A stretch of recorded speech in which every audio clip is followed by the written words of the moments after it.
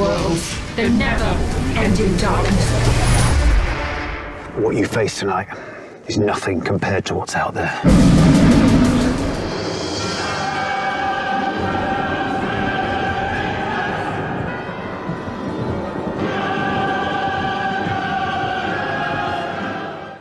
Directed by Stuart Sparkle and starring his real-life wife, Lyndsey Craine, we are talking How to Kill Monsters, a 2023 kind of follow-up to their previous movie, Book of Monsters. Now, it's not actually a sequel, it is a standalone movie, although I believe it was initially conceived as a sequel. It features much of the same cast and crew of that movie and is kind of a similar theme. So this one also stars B-movie fave Aviana Snow in a kind of a small role, and is kind of a low budget horror movie take on Assault on Precinct 13. So it's a horror comedy, and the movie actually starts off with Lyndsey Craine's character being the final girl of some type of monster attack, and she escapes and is arrested immediately after by the police and held in the police station as a suspect. We even get quite a fun kind of little end of scene credits, like literally minutes into the film, because that's the end of the movie, if you see what I mean.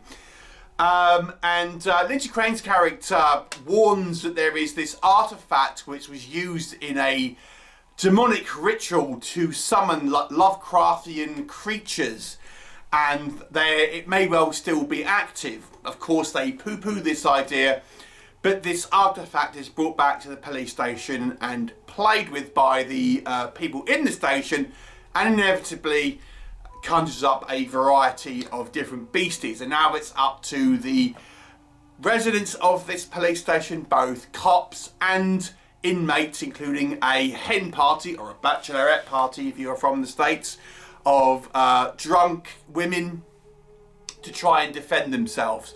What will happen? You will have to watch the movie and find out. So, if you liked Book of Monsters, it's very similar to that. Although I do feel this movie is a progression over Book of Monsters. So let's talk about the positives. It is better than Book of Monsters, I feel. It's very low budget still, but I do think the production value is marginally better than Book of Monsters, or at least it appears to be. I think the general kind of direction is stronger ultimately. We get more of a mix of sort of shot composition, styles of filming, things like that, so it feels a little bit more confident, I will say, behind the camera. The production value, although still clearly a very low budget movie, feels a little better. We have a little bit more in regards to more interesting kind of locations and things, and sort of set decoration, things like that. The gore is very, very over the top, but it's not like a realistic gore. It is a hokey, playful, silly movie, and gore plentiful, but it is actually kind of more played for laughs and is not going for kind of realistic.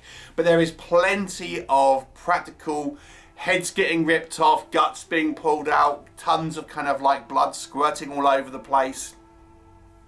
There is a whole bunch of kind of movie references, from Star Wars to The Evil Dead and everything in between, basically. So it's a smorgasbord of fun little Easter eggs if you are familiar with kind of genre cinema.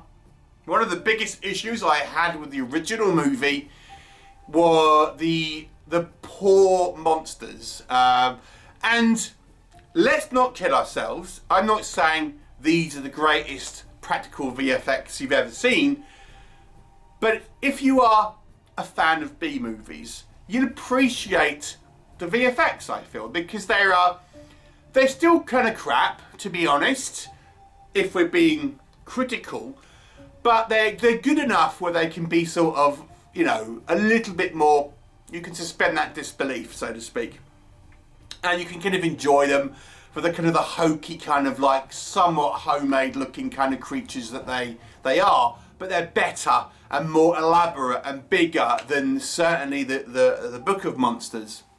And you know, we even get some very sort of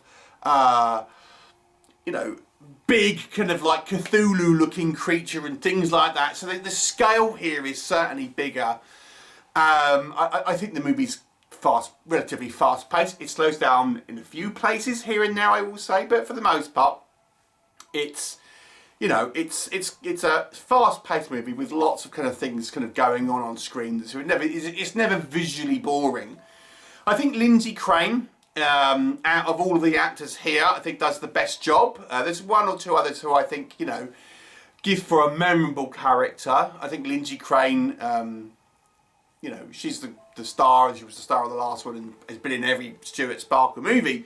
So she had a reasonable amount of experience at this point. But so she's, I would say she's has the most nuance in her performance, if that's, you know, a thing you can say really. The movie is a comedy, ultimately. There are a few jokes that I think land. Now, humour is subjective, and we are going to talk about that again. Believe that. But there are nonetheless a few jokes that I did find kind of funny here and there. And as I say, there's reverence and kind of references to horror movies that we have enjoyed previously and things like this. So, you know, if you are a B-movie fan, it's really made for you. It is not really made for mainstream audiences, and I can just see it, where if anyone kind of does catch this and who is not used to watching low-budget movies, it's going to look terrible. But, you know, there it is. But I enjoyed the kind of the fun concept. It has a neat sort of twist in it. The story is relatively basic, to be honest, but there is a sort of a fun twist. It doesn't, I don't know if it completely makes sense, but, you know, it's a fun twist. Let me just say that. Okay, what does not work? What's the other side of this coin? Okay, it's still a low budget movie, and it looks low budget. So again, low budget movie fans, you're going to enjoy it because you'll appreciate the low budget nature of it. But anyone else is going to look at this and think, what am I watching? It looks like a gonzo film, you know, it looks like a Swede film. Let me get my main thing out of the way. Okay, the main issue I have with this movie, and it's this was more of a missed opportunity, I feel. The tone of this movie, I feel, is just too juvenile. And it missed an opportunity to create a more gripping narrative, because the movie's like characters are like imbeciles, nearly all of them, and they're played by such low-hanging fruit. It feels like a kids show. The way these characters act, it feels like a TV show made for under 10s sometimes, because the kind of the tone of this movie is on occasion so juvenile, purely based on the way that these characters are sort of portrayed, both in the acting and I've got to say the direction. And I think if they had pulled back on the kind of like the juvenile kind of humour, the goofiness, just that overall silly tone, and you kind of went for a tone along the lines of Ghostbusters, for example, which is a horror comedy which is genuinely funny, but the characters are believable, and the situations you can kind of buy into them, because although the characters are funny and goofy and they're jokey, you can kind of still believe that they're real people in this situation. With this movie, they're just so idiotic for the most part. They seem beyond like human comprehension of what it is actually to be a human, because they just seem like such goofy, silly and juvenile characters. And the knock-on effect of that is it just deflates any tension this movie might have had. And therefore, the action sequences and scenes that we're supposed to have like peril and, you know, oh my God, what's going to happen? And it's like meant to be the tense moments and stuff. It's completely undercut by this kind of like this massively goofy sort of tone. The other thing as well that doesn't help with this is the acting let me just say is mixed. So there are some very cheesy performances. Now, you could arguably say this is meant to be a comedy. This is meant to be a silly pantomime type performance. Fair enough. You know, if that's what you were going for, then it looks like a pantomime. But, you know, it's a mixed bag because some seem different than others. But generally speaking, I've got to say, if you had to kind of paint the acting picture overall, it's sort of basic. Let me just say that. As I say, some fare better than others. Lyndsey Craine probably does the kind of the most grounded character. And there's one or two others who you could say, yeah, okay, they're a bit more sort of grounded. Others, you know, they're goofy, but they're sort of fun. Others are just like buffoons. So yeah, the acting's a mixed bag. The tone, I think, is aims too low, too juvenile humour, at least in my opinion. Again, I'm going to qualify that by saying, look, humour is subjective. What isn't in my taste might be in yours. So other people may find this humour right up their alley. I would suggest that's probably not going to be the case for many of you folk out there. I'm just saying, but you know, there might be some who find this hilarious.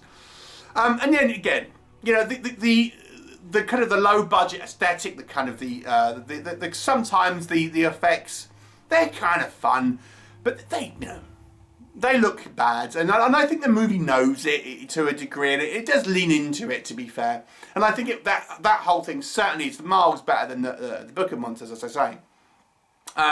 There are times here, and I think because of the lack of any real sort of drama or kind of like actual pathos and things like that, the movie does kind of slow down, even in sort of action sequences, because they're just not filmed in a dramatic way. It almost feels like, you know, you're just watching like comedy, like cartoon fights, if that makes sense. I'd say it's still a fun movie, if you could accept this is a low budget, cheesy, silly B movie. It's got inventive VFX, it's got over the top characters, and it does have lots of reference and reverence for horror movies. I'm going to give it a 6 out of 10 because I did have some fun with it. I would like to see this group of filmmakers move to a little bit more of a kind of a grounded movie, to be honest. And we'll see. I think that's what they need to do. They need to have a little bit more of a different tone going forward, in my opinion. 6 out of 10. Have you seen it? What were your thoughts? Leave me a comment and I'll look forward to seeing you next time.